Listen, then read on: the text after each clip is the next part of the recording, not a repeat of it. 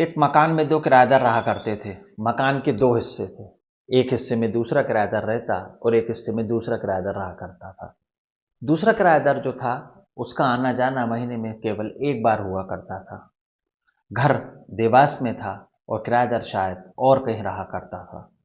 पर एक दिन उस मकान की लाइट चली जाती है और लगभग 24 घंटे बीत जाते हैं। शायद लाइट में कोई बड़ा फॉल्ट था, इसलिए लाइट वहां पर आती नहीं है। अब 24 घंटे बीत जाते हैं तो आसपास के इलाकों में दुर्गंध फैलने लगती है, बदबू फैलने लगती है। तभी वहाँ के रहने वाले पड़ोसी, वहाँ का जो थाना लगता है बीएनपी थाना, और वहाँ के थाना प्रभारी होते हैं अमित सोलंकी। तो थाने में फ़ोन किया जाता है, 100 डायल पर सूचना दी जाती है कि फला फला मकान से दुर्गंध आ रही है, आप आ जाइए। पुलिस मौके पर पहुंचती है, कमरे का ताला तोड़ती है, और जब जो सच्चाई निकलकर सामने आती है, सबके होश फाख्ता हो जाते हैं। वहां से फ्रिज में एक लाश मिलती है। नमस्कार, आदाब, सत श्री अकाल। आप देख रहे हैं प्रदीप स्टोरी, और ये नई और सच्ची और सत्य घटना जो है वो है देवास की एक कॉलोनी है, वृंदावन कॉलोनी, और वहाँ का मकान नंबर होता है 108, और दिन होता है 10 जनवरी 2025 शुक्रवार का। सुबह के लगभग 9 बजे होंगे और मकान नंबर 108 में से एक व्यक्ति बलवीर सिंह पुलिस को 100 डायल पर फ़ोन करता है और बताता है कि मकान में ही एक कमरा बंद है जिसमें से बहुत तेज़ बदबू आ रही है, आप यहाँ पर आ जाइए और देखिए पूरा माजरा क्या है। जब पुलिस वहाँ पर पहुँचती है तो मकान मालिक धीरेन्द्र श्रीवास्तव, जो कि इंदौर में रहा करते हैं और वहाँ से 40 किलोमीटर दूर थे, उनको खबर दी जाती है और उनको वहाँ पर बुलाया जाता है। तब वो बताते हैं कि साहब, ये मेरा मकान है, एक पोर्शन में बलवीर रहता है और दूसरा पोर्शन मैंने संजय पाटीदार को दिया है। अब संजय पाटीदार कहाँ है इस समय, वो क्या कर रहा है, मुझे इसकी जानकारी नहीं है। तो कमरे का ताला तोड़ा जाता है और कमरे में देखते हैं कि एक फ्रिज था, फ्रिज के अंदर से एक बॉडी निकलती है। बॉडी महिला की थी, जिसकी उम्र लगभग 30 से 32 साल के आसपास होगी। बॉडी पूरी काली पड़ चुकी थी और उसके दोनों हाथ और दोनों पैर बंधे हुए थे। अब मकान मालिक से पूछताछ की जाती है तो वो कहते हैं कि ये जो कमरा है, जुलाई 2023 में संजय पाटीदार ने मुझसे लिया था और जून 2024 में इसे खाली कर दिया था। और जब मकान उसने खाली किया था तो एक कमरा उसने अपने पास रख लिया था और बोला था कि इस कमरे में कुछ मेरा सामान रखा है, जैसे ही मुझे नया कमरा मिल जाएगा मैं इस कमरे को खाली कर कर यहाँ से चला जाऊँगा। अब पुलिस पूछती है कि इस कमरे में पाटीदार के संग और कौन रहा करता था। तो मकान मालिक बताता है कि इस कमरे में संजय पाटीदार और उसकी पत्नी प्रतिभा उर्फ पिंकी रहा करती थी। पिंकी उज्जैन की रहने वाली थी और 2017 से अलग रह रही थी। पुलिस जब इतना सुनती है तो बॉडी को कस्टडी में लेती है और पोस्टमार्टम के लिए भेज दी जाती है। अब हम इस कहानी में आगे बढ़ें उससे पहले ये जान लीजिए कि संजय पाटीदार और प्रतिभा की क्या कहानी है। संजय पाटीदार उज्जैन के पास एक गांव लगता है, वहाँ का रहने वाला है। और पिंकी जो थी वो प्रतिभा और पिंकी वो उज्जैन की रहने वाली थी। 2017 से वो अपने परिवार से अलग रहकर रह रही थी। 2017 से लेकर आज तक परिवार वालों ने कभी उसकी पूछ परख करने की कोशिश नहीं की, ना ही उन्हें जानने की कोशिश की कि पिंकी कहाँ है और कहाँ नहीं है। शायद उसने परिवार वालों के खिलाफ जाकर संजय पाटीदार से दोस्ती की थी और वो उसके साथ रहने लगी थी। संजय पाटीदार, जो कि उज्जैन के पास देवास के उज्जैन के पास एक गांव है, वहाँ का रहने वाला है। उसकी पहले से शादी हो चुकी है और बड़े बड़े उसके बच्चे भी हैं। अभी फरवरी माह में, अगले ही माह में उसकी बच्ची की शादी है। ऐसा क्या हुआ कि उसे प्रतिभा और पिंकी का कत्ल करना पड़ा? इसके पीछे की वजह क्या थी? किसने उसका साथ दिया और कैसे वो प्रतिभा और पिंकी की डेड बॉडी को फ्रिज में रखकर वहां से गायब हो गया?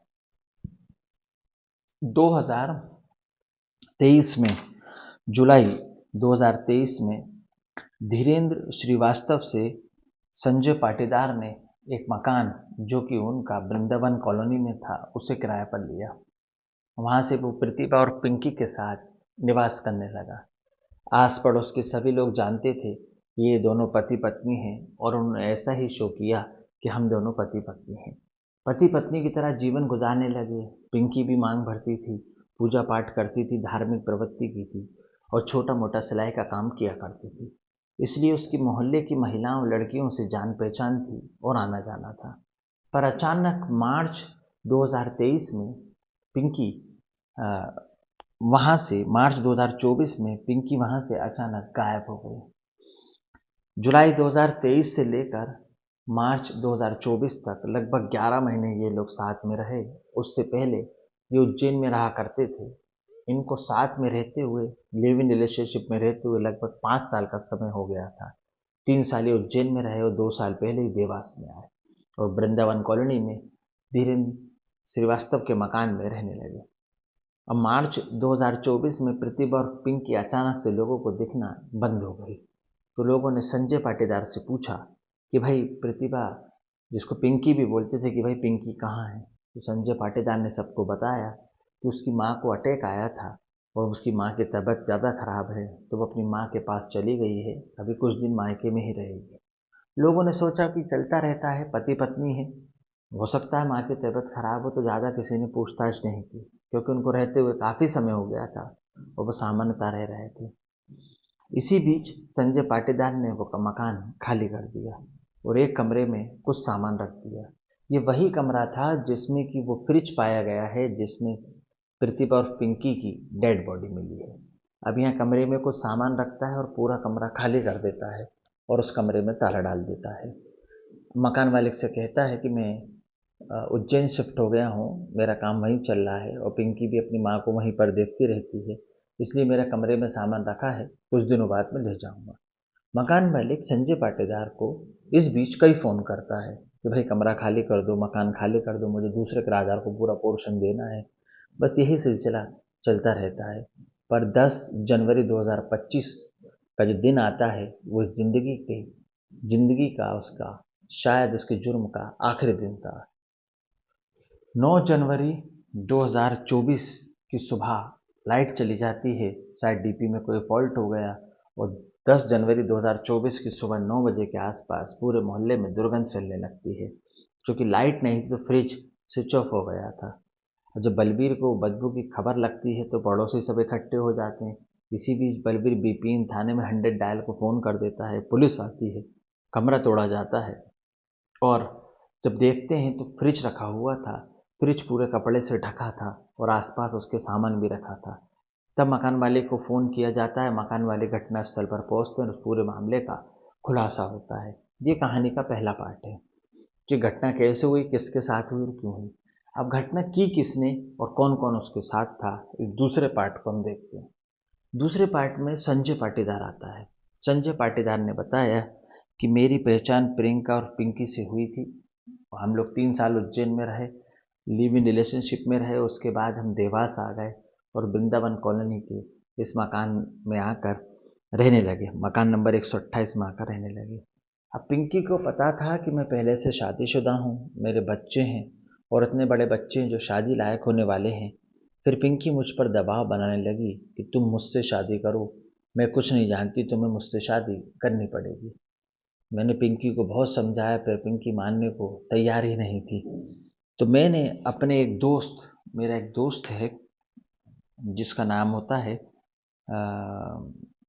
विनोद, मैंने विनोद के साथ मिलकर पिंकी का जनवरी में मुझ पर बहुत दबाव बना रही थी, तो मैं करता तो करता क्या, तो मैंने मार्च के आसपास का महीना था, मैंने अपने दोस्त विनोद दवे के साथ मिलकर पिंकी का गला दबा दिया और उसे जान से मार दिया।